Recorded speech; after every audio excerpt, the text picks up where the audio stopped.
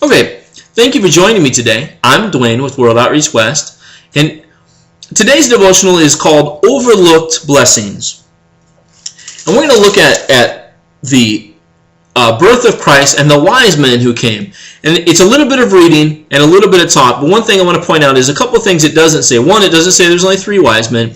And 2, most of us know the story leading up to this. We know that the angel of God came to Mary so that you were going to be born, have a son.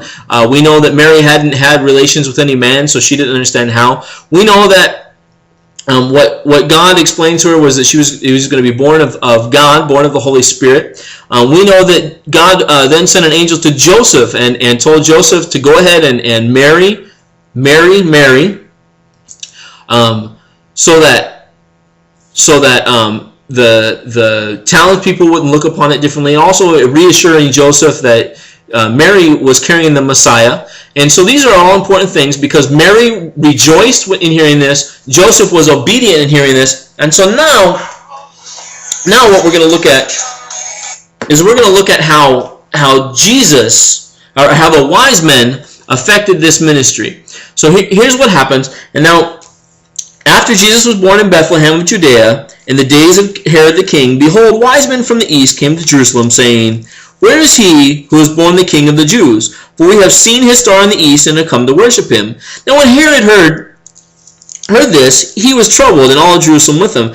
And when he had gathered all the chief priests and scribes of the people together, he inquired to them where Christ was to be born. So that they said, In Bethlehem in Judea, for it is written by the prophet, But you, Bethlehem, in the land of Judah, are not the least among the rulers of Judah.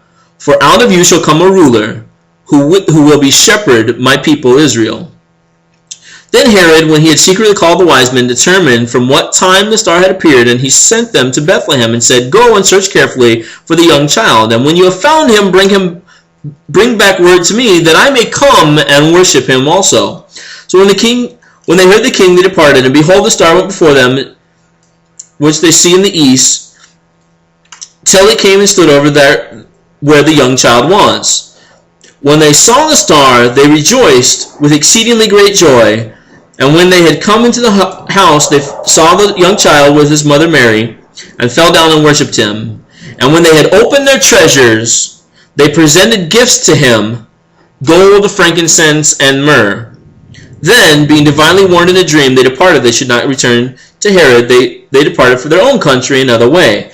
Now, when they had departed, behold, an angel of the Lord appeared to Joseph in a dream, saying, Arise, take the young child and his mother, flee to Egypt, and stay there until I bring you word.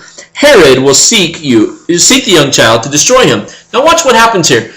Joseph and Mary have proven to be obedient and faithful in what God tells them to do. And so they continue. What happens here is now these wise men come from the east who are studying the stars. They're not Jews. They're not worshipers of God that we know of. Especially since they study astrology. And so what happens is God uses these people to bring to Mary and Joseph gold, frankincense, and myrrh, which are the most valuable commodities, the most valuable sources of income at that day. You know, Joseph is a carpenter who couldn't afford to move to Egypt, a whole other country. I mean, they walked from Nazareth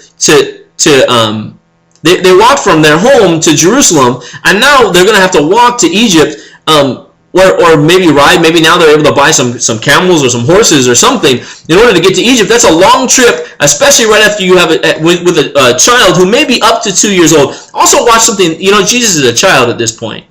And we got that nativity thing where they come and he's still a baby and he'd just been born and the star's there. That's not what happened.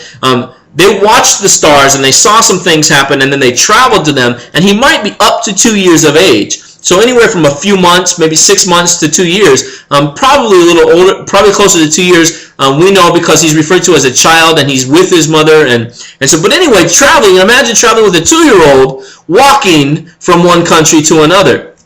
Now that's a tough road. And as a carpenter, you know, Joseph, how's he supposed to make a living? He's supposed to pick up and leave his practice and leave everything he has. Well, God provided a way, and he provided a way by using the wise men to bring gifts.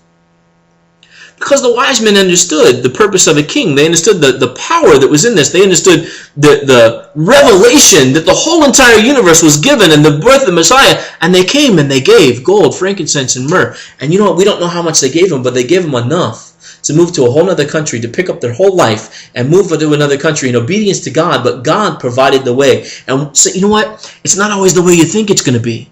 God didn't provide the way in the way of offering, or God didn't provide the way in the way of a lottery ticket, and God didn't provide the way in the way of the church gave them money, and God didn't.